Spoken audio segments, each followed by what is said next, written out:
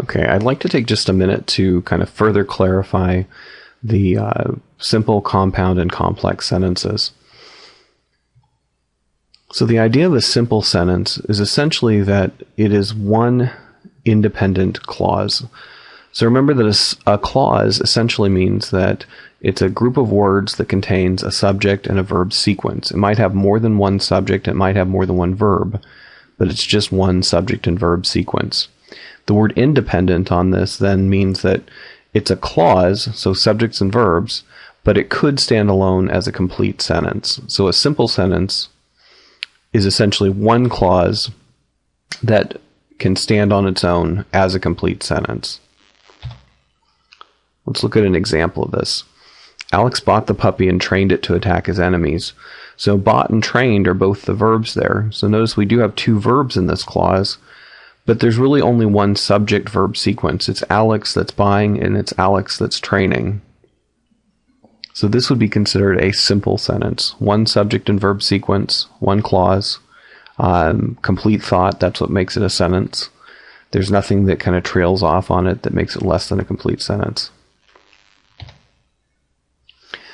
A compound sentence, then, is a mixture of at least two independent clauses. A compound sentence can have these two independent clauses connected in a variety of ways, either by a conjunction or a semicolon or some sort of combination of the two. Remember that a compound, though, means that it's two independent clauses, and again, independent clauses are clauses that could stand alone as a complete sentence. So we have two pieces that could each be a complete sentence. So this first example here, Alex bought the puppy and trained it to attack his enemies. That's the independent clause we had before for the simple sentence. So we know that's one independent clause. This second independent clause, but the enemies returned over here, this part over here, it could stand on its own as well. So returned is a verb, enemies is a subject. This is a second independent clause.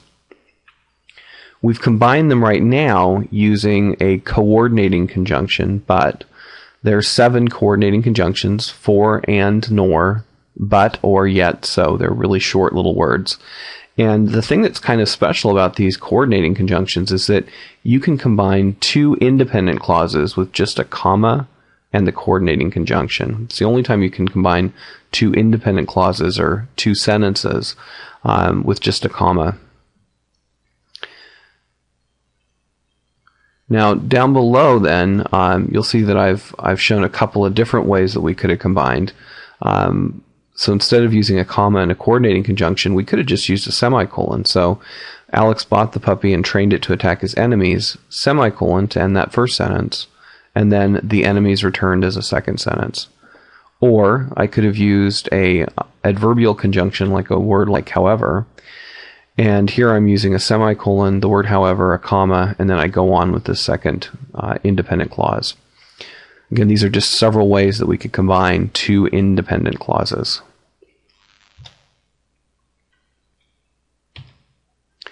Now, a complex sentence is a mixture of both independent and dependent clauses.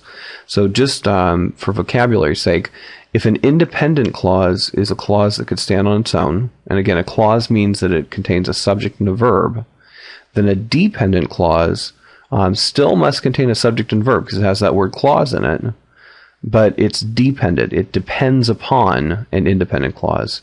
It cannot stand on its own. So a complex sentence is a mixture of an independent clause, a part that can stand on its own, and a dependent clause, a part that can't stand on its own. So typically when we combine these things, we either put the independent clause, the part that's complete, first, or we put it after the dependent clause. So in the first example here, Alex bought the puppy and trained it to attack his enemies. That's the same independent clause we've been using all along. And we've made the second part then be dependent. So Alex bought the puppy and trained it to attack his enemies before the enemies returned. Now what makes this dependent is this word before. Before is a subordinating conjunction. It makes this less than complete. If I was to say before the enemies returned all by itself and I stopped, it would really feel like the sentence had trailed off. It would feel like I hadn't finished that sentence.